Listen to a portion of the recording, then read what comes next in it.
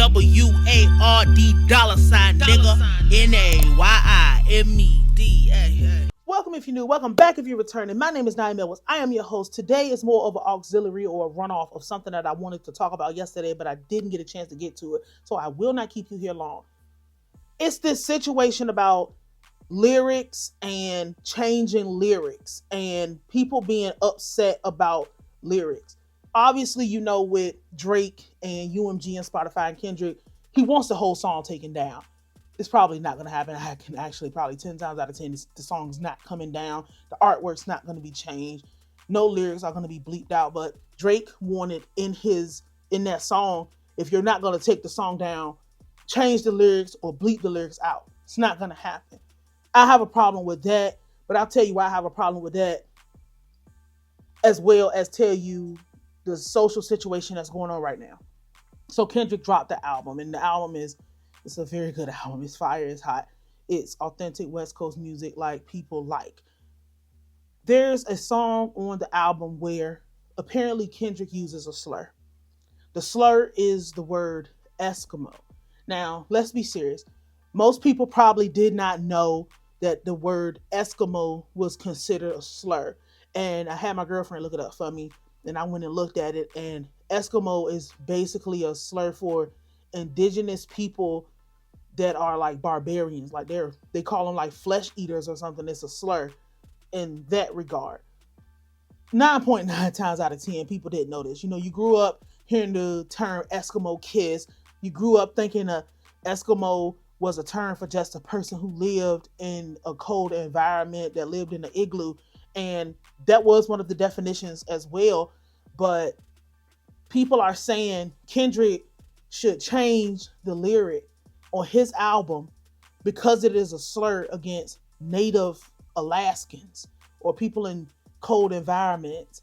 And they're saying that he should change this lyric, obviously because it's a slur, but because when Lotto had to change her name, she was Mulatto at first, and she got bullied into changing her name to Lotto.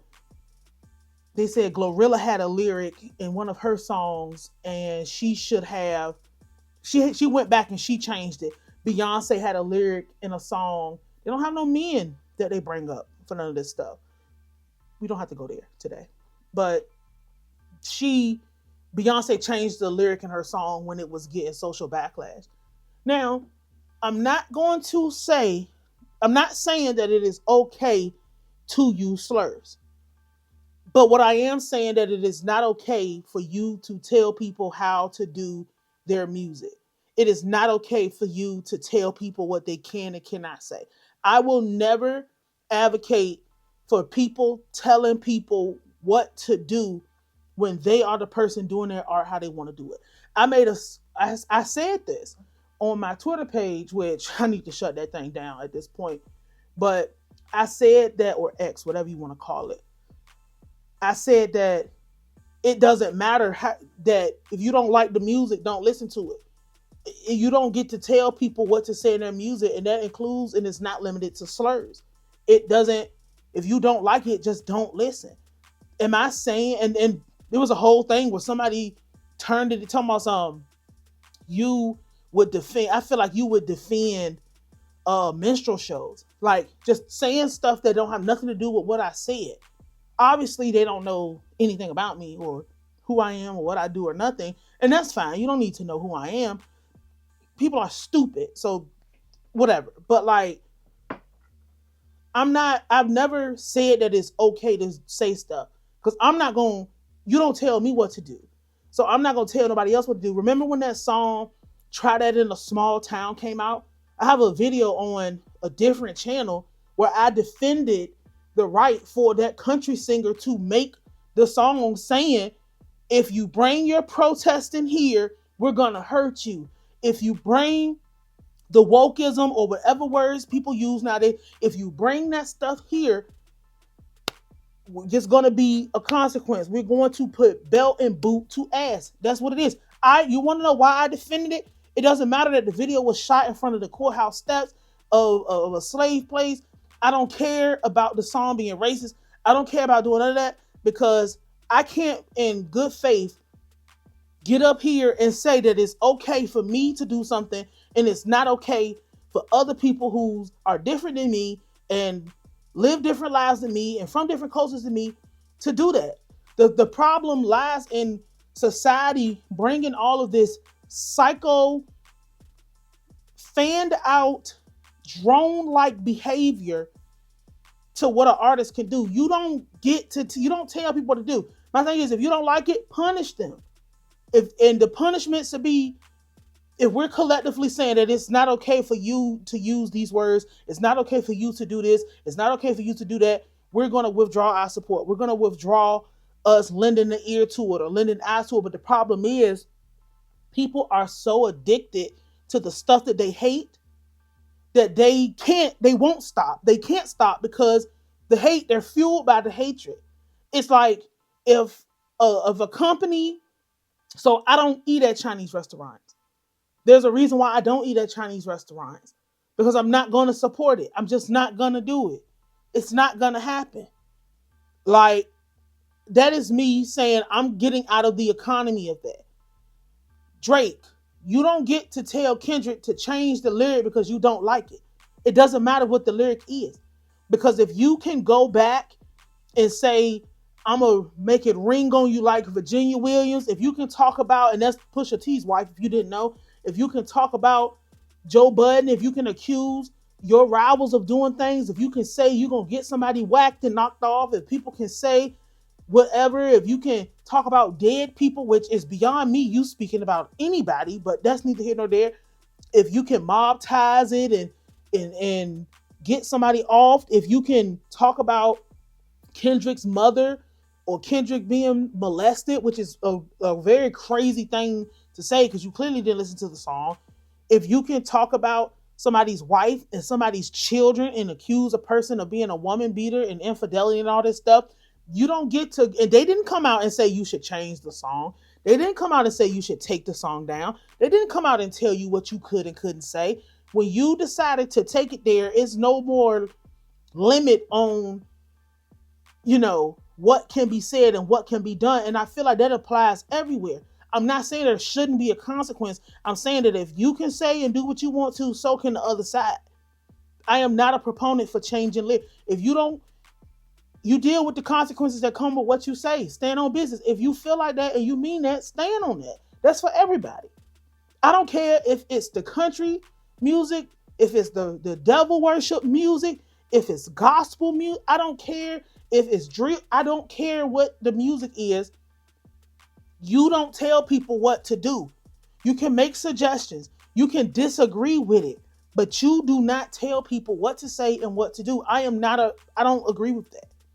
And how people even got to this point, I know I said I wasn't going to be here long, but how people even got to the point where they feel like they have a right to tell you what you can and you can't say. Because you can do whatever what you want to. It's the consequences is really what determines what people are willing to do and what people are willing to, how far they're willing to go. It's really the consequences that determine that. If you're in a situation, or a friend group where you can get away with saying certain things, that's your friend group. But you need to know, if you have the discernment, you would know where to go and when to turn that off. The problem that I have with everybody trying to make a martyr out of this guy for these type of actions is the fact that you go to a job every single day and you don't act the way that you would act with your family at the job, but you claim you keep it real. How? And it's not even just that. It's just the fact that it's even more than that. Like, the biggest thing to me is you're trying to make Drake into this social music warrior, like this music justice warrior, and he's not. These things are motivated by pure selfishness and not knowing what to do in a situation. This is a person who has zero social currency. This really is boiling down to, you have been completely exposed and you don't know what to do, because even though we all knew what you was from the beginning, now it's what you are has become lame. What you pretend to be has become lame. People don't, there's not enough wiggle room in society anymore for people to be able to tolerate loser shit and loser behavior anymore. Nobody cares about the inauthentic shit no more because we've been so desensitized by real life.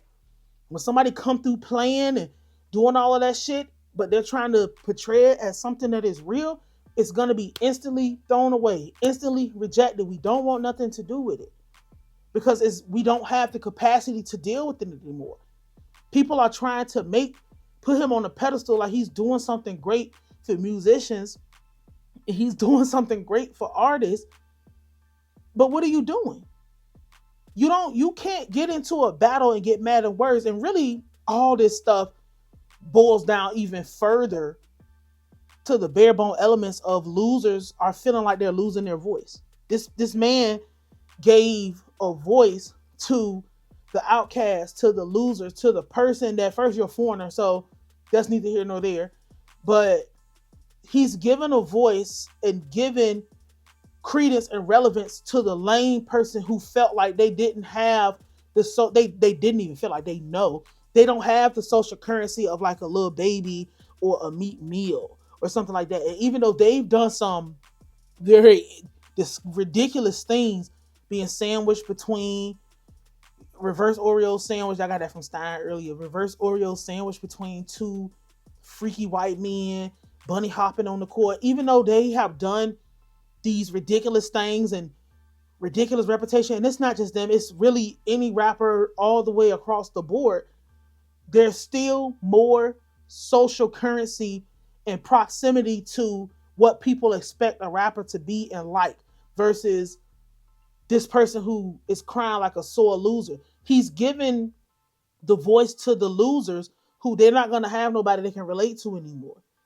They're not going to have nobody that they can tap into and make it feel like they're lame, loser, outcast, weirdo, sexually charged, sexually deviant behavior, all that anti behavior and stuff. Is not those people are falling towards the wayside. So now regular people want to come out and make it like, oh, don't do this and don't do that. And even though people have always kind of been on this, you shouldn't say this and you shouldn't say that, but the issue with that is you don't come out and say you shouldn't make music about killing innocent people. You shouldn't make music dancing to the deaths of innocent people. When somebody drops a diss record, you don't look at that like they just put gay porn on the TV. You don't look at that as if somebody's about to do a live stream of somebody cutting somebody's head. You go and you tune into it. So you can't be the consumer and be complaining about what you're consuming at the same time. You can control what you ingest. That's the beauty of what we have now with the internet and what we have now with you being able to, even though you're programmed because of algorithms and things, you can cut off your phone, you can cut off your TV off, you don't have to listen to the radio. You can exclusively go into the pockets of things that you want based on what you like. There's 1,000 artists that make the music that you want to hear, that write the music you want to hear, that say the stuff that you want to hear that you don't listen to, because if you complain about them, nobody gonna hear it. But if you complain about Drake, everybody's gonna hear it. If you complain about Kendrick, everybody's gonna hear it. Because nobody cares about that BS that you own. I'm just, I'm not gonna stay here all night. I just wanted to say that I don't agree with, I'm not gonna say I don't agree with taking songs down. You do what you want to with that. But I don't agree with change the lyrics because it hurt my feelings. Change the lyrics because it is a slur. Change the lyrics because it's this and it's not that. When people are not advocating for the changing of music in general, which we're moving there anyway, because that's just how it is. Every 5 to 10 years, music does a complete change. A new sound emerges, old sounds come back, new things get rearranged, new things emerge. But don't advocate for the changing of this when you're not advocating for the stopping of this. You have complete control. Like collectively, you have enough complete control to say we're not going to bother with that.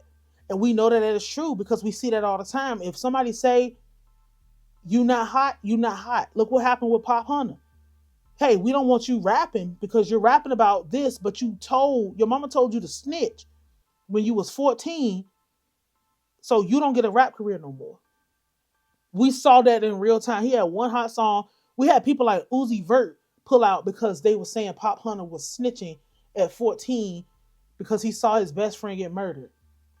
We saw Pop Hunter disappear from the face of earth. Nobody was advocating for Pop Hunter to, hey, he's just rapping, he's just doing music, he's just having fun. No, nobody's advocating for a person to go into another genre and say stop making music about beating your wife and stop making music spreading people getting drunk and dry. Nobody goes and says that, but you hear something. And also nobody's speaking up on behalf of niggas. Nobody has told people to stop killing and stop doing this and stop. Ain't none of that happening. So you can miss me with the crying about slurs. I don't care. I do not care. It's the consequence that matters. I don't care about it, so there's not going to be a consequence for me. A writer can write what the fuck they want to write. Period. You don't get a fucking say in that. I don't give a fuck how that makes you feel. I wrote this because I wanted to. Cry about it. He's feeding his base. He's feeding his fans. He didn't come out and say, I'm trying to cater to the non-binary, pink hair, genderless, fluidly sexual, amputee hijab. Like, he didn't come out and say, I'm trying to be We Are the World. He's making the music he want to make.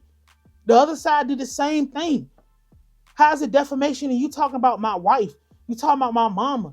You accuse me of beating women. That's not defamation? Like, come on. You don't get to do because your feelings my feelings don't get hurt listening to this music, bro. I think it's ridiculous a lot of times, but guess what? If I don't like your shit, I cut it the fuck off. If I hear something I don't like, I cut it the fuck off. I'm not being held hostage by the mainstream, and I'm not being held hostage by a fucking playlist.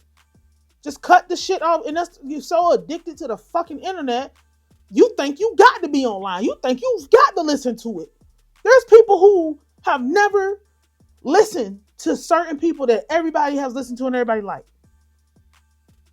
Oh man, how didn't you do it? Because I don't have to participate in shit that I don't want to. I don't have to, bro. If you don't like it, bro, don't support nothing that's got to do with them. But that's too much like right. That's too hard to do. Because as soon as somebody do something with somebody that you like, you ready to defend them to the end of the earth. As soon as somebody do something with somebody that you like, you're ready to go out all on the whim. As soon as they drop the new Stanley Cup, you'll say, oh, I don't support people who do this or say this because they're supporting this or saying slurs or use this, or Gucci put out a blackface. I ain't never seen so many belts after that shit came out because that's the only thing niggas could afford. You don't say I'm going to not shop at any retail. I'm going to go out my way to support independent. People don't do that. So all the crying and shit online, I hate that shit. I hate it. Because you don't live in the real world. Nobody would have fucking known that Eskimo was a fucking slur. I don't see those group of people coming out. Maybe now a few people that you wouldn't have even known were Native Alaskans. Like, you don't see people just be making shit up. Like, I actually just fucking hate it. Like, just making shit up. Going through, just saying whatever the fuck. Like, get the fuck on out of here. You don't tell people what the fuck. Who the fuck do you think you are? Telling motherfuckers what to do. People can do what the fuck they want to do. Get over it. Nayimedward $, nigga. Nayimedward.